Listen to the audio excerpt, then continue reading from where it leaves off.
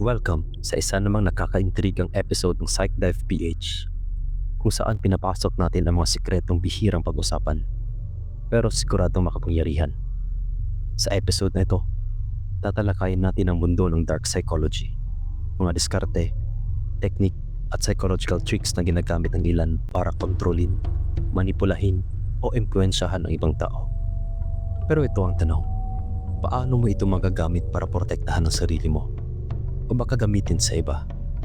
Huwag kang bibitaw. At narito ang mga random examples na maaari natin magamit sa actual na senaryo sa pangaraw-araw na pagkikisalamuha. Una, observe patterns, not words. Ang sinasabi ng tao ay pwedeng palabas lang. Ang kilos ang tunay sa lamin ng intensyon. Pangalawa, control attention, control perception. Kung saan mo dinadala ang focus ng tao, doon sila madalas magdedesisyon. Pangatlo, make them feel understood, not impressed. Mas madali lang pagkakatiwalaan ng tao kapag naramdaman nilang konektado kayo. Pang-apat, silence is power. Hindi mo kailangang sagutin agad. Ang katahimikan ay nakakapag-nervyos at nagbibigay na kontrol. Pang-lima, use their ego, not logic. Kadalasan, mas epektibo ang pagpuri o pag-trigger ng pride kaysa pagkikipagdebate. Pang-anim, create doubt subtly. Imbes na direkta ang kontrahin, magtanong ng magtanim ng pag-aalinlangan. Pang-pito, repeat to persuade. Kahit anong ideya, pagpaulit-ulit ng naririnig, nagiging totoo sa isip. Pang-walo, people want to be led. Karamihan ay mas komportable kapag may mali na direksyon. Gamitin ito para impluensyahan ang desisyon nila. Pang-siyam, scarcity creates desire. Kapag alam ng tao na limitado ang isang bagay, tao man oportunidad, mas mabilis sila naaakit.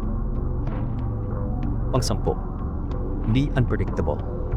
Ang pagiging mahirap, basahin ay nagbibigay sa iyo ng psychological edge. Nakakagulo ito sa strategy ng kausap mo. 11, use contrast to influence choice. Ipakita muna ang masama bago ang okay para magmukhang mas katanggap-tanggap ang gusto mong i-offer. 12, make them talk first.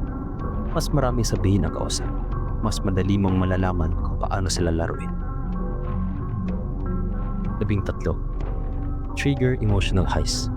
Kapag nasa intense emotion ng isang tao, maaaring tuwa, takot o lungkot, mas madali silang maimpluwensyahan. 14, withdraw to gain control. Ang paglayo o pag-distance bigla ay nakakabuo ng takot at pagkawala, lalo na sa mga attached na. At ang panghuli, mirror values, not just behavior. Kapag pareho kayo ng pinaniwalaan, mas malalim ang epekto ng influence mo. At sa huli, tandaan mo, ang dark psychology ay parang apoy. Pwede mong gamitin para magpainit o manunog.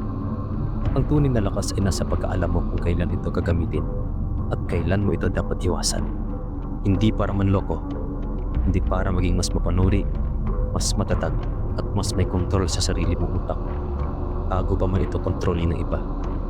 Hanggang sa susunod, bantayan mo hindi lang sinasabi ng tao, kundi kung paano nila ito sinasabi. Stay sharp and stay aware.